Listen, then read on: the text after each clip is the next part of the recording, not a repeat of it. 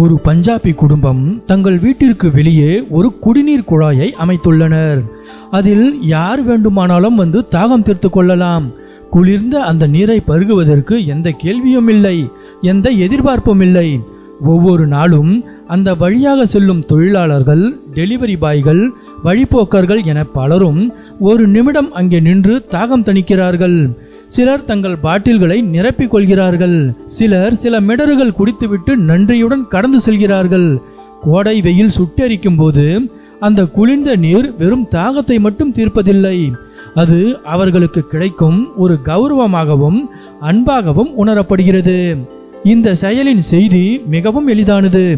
உனக்கு தாகம் எடுத்தால் குடி, களைப்பாக இருந்தால் சற்று ஓய்வெடு. இந்த நாள் உனக்கு சுமையாக இருந்தால் அதை லேசாக்க இதோ ஒரு சிறு உதவி. கரண் சகோட்டா என்பவர் இந்த நெகிழ்ச்சியான காட்சியை தனது சமூக வலைதளத்தில் பகிர அது பலரது கவனத்தையும் ஈர்த்து வருகிறது.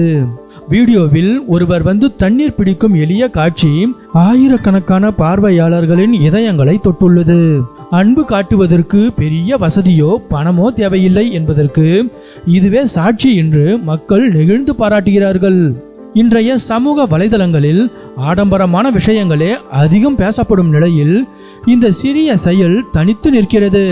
அர்த்தமுள்ள மாற்றத்தை ஏற்படுத்த செல்வாக்கோ அதிகாரமோ தேவையில்லை.